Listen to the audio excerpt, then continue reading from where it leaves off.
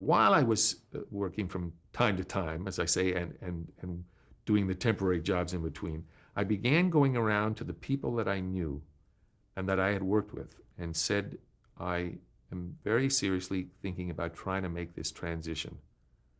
I saw Jackie Cooper, who was by then the head of Screen Gems Television.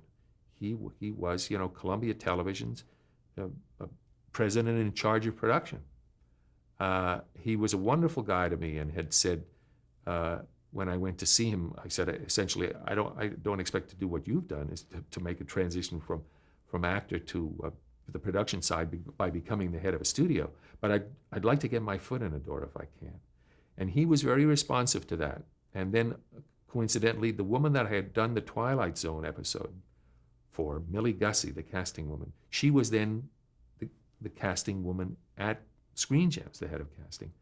And the two of them, therefore, were kind of people who knew me and were interested in me, perhaps, and who, it didn't happen right away. It was like 6-8 months later when Millie Gussie finally called. And in that interim, I had seen a lot of other people. This is something I tell actors now, you have to do, and you have to be very patient about. And a lot of times you're being very subjective about exactly what it is you can do, because you don't know. But I knew that I knew some of the duties of associate producers, and I knew some of the duties of a casting person. And I just felt that if I could somehow get in there, that I had enough of a knowledge of the business and a reasonable amount of taste that perhaps I could do something.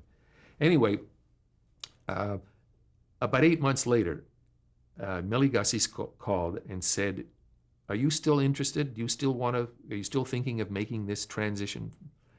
And it was so ironic because just the week or two before that, I had been on an episode of The Fugitive in probably the best freelance part, the best freelance billing as a co-star, and the best freelance salary that I had ever had.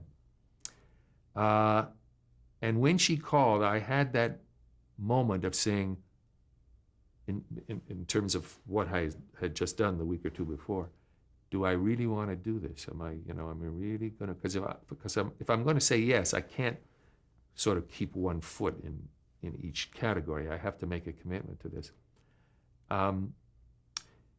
And so I thought about it for a moment, and I said, yes, I am still interested. I'd like to come and talk to you about it, because I felt my whole acting career up to this point had been all of these peaks and valleys. Something good would happen, and then there would be a trough of unemployment, which of course for the actor is commonplace. It's perfectly natural. But I thought that while I'm on one of these little peaks right now, there are several more valleys to come. And I wasn't of a mind to kind of still gamble with that.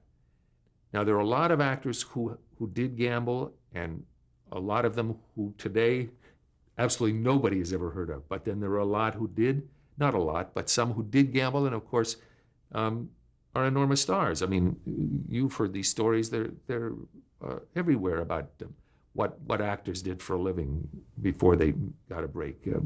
Gene Hackman and Dustin Hoffman and Bobby Duvall were rooming together in New York and working as waiters and whatever else. We all know these stories. I said, yes, I'll come in and talk to you about it. And I did, and she said they were casting a soap, which was to be the first soap that a studio had ever done. I mean, because all the soaps were in New York, and they came out of like network auspices, NBC or whatever it might be.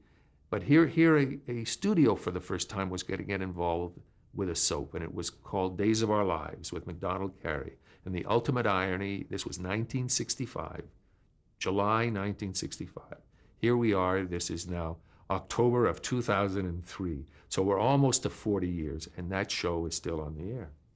And their logic at Screen Gems was very good and very timely for me, because I think they had sat around and said, it was pilot season, and we're going to have to hire, or we're going to have to assign more casting roles, casting assignments for different projects that we have going. And so there were existing casting department was being spread a bit thin.